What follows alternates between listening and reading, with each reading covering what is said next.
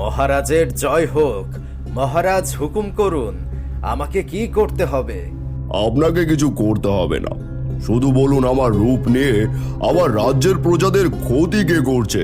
ঠিক আছে মহারাজ, আমি এখনই দেখছি।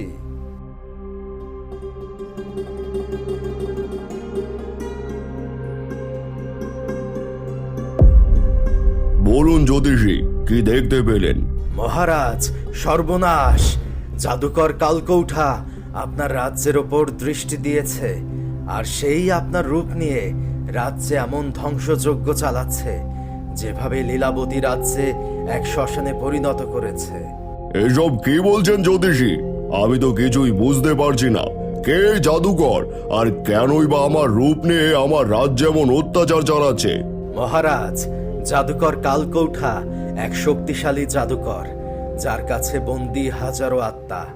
আর এই আত্মাদের খিদে মেটাতে আপনার রাজ্যের প্রজাদের ওপর এমন অন্যায় অত্যাচার করছে, আর আপনার প্রজাদের সামনে আপনার রূপ নিচ্ছে, যাতে আপনার প্রজারা আপনাকে ভুল বুঝে আপনার রাজ্য জ্বালিয়ে দেয়। এতে করে জাদুকর আপনার রাজ্য সহজেই দখল করতে পারবে।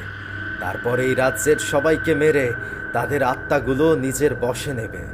এসব কি বলছেন জ্যোতিষী? তাহলে তো ওই জাদুকরকে থামাতেই হবে। আপনি বলুন ওই জাদুকর কোথায় থাকে, আমি আজই সেখানে সেনা পাঠিয়ে দেব। ওই জাদুকরকে আর কোনো অপরাধ করার সুযোগ দেব না। মহারাজ, আপনি আপনার সেনারা মিলেও তাকে থামাতে পারবেন না, কারণ ওই জাদুকরের আত্মা তার সাথে নেই। সে এক গোপন জায়গায় তার আত্মা লুকিয়ে রেখেছে। তাহলে তাহলেই কি আমার রাজ্য এভাবে ধ্বংস হয়ে যাবে? এর হাত থেকে বাঁচার কি কোনো উপায় নেই? একটা উপায় আছে মহারাজ, আর তা হলো উত্তরপ্রদেশে এক পাহাড়ের আড়ালে লীলাবতী রাজ্যের এক গুপ্ত মহল রয়েছে। সেখানে যদি কোনো জ্ঞানী সাহসী যুবক যেতে পারে, তাহলে হয়তো সেই জাদুকরের ধ্বংস করার উপায় বের করতে পারবে। কিন্তু সেখানে গিয়ে ফিরে আসার সম্ভাবনাও খুবই কম। এখন তাহলে আমি সেই যুবককে কোথায় পাবো?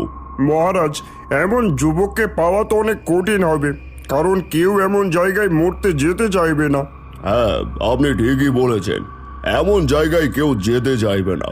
কিন্তু আমি আমার রাজ্যের আর রাজ্যের প্রজাদের কোনো ক্ষতি হতে দেব না। আপনি রাজকুমার কাঞ্চনকে ডাকুন। মহারাজ, একটু ভেবে দেখলে হয় না? ওই ভয়ঙ্কর জায়গায় আপনি আপনার একমাত্র পুত্রকে পাঠাতে চাইছেন। আর ভাবার সময় নেই মন্ত্রী, সেখানে যাওয়ার জন্য রাজকুমার কাঞ্চনই একমাত্র উপযুক্ত। আপনি রাজকুমারকে ডাকুন। যথা আজ্ঞা মহারাজ।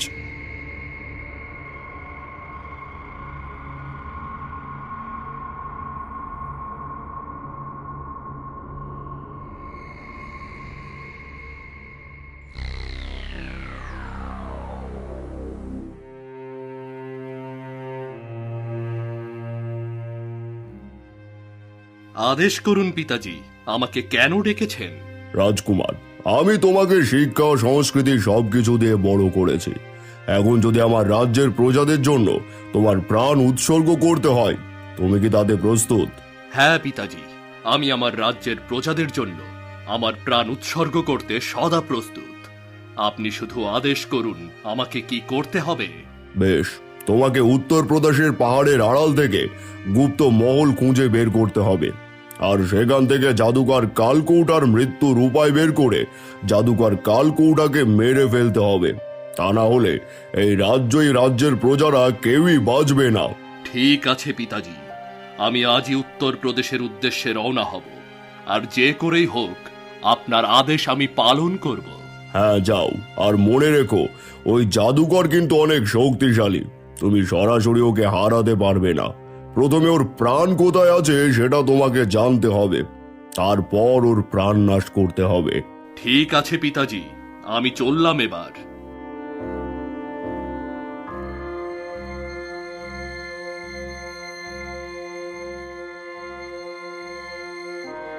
মহারাজের জয় হোক, মহারাজের জয় হোক, মহারাজের জয় হোক।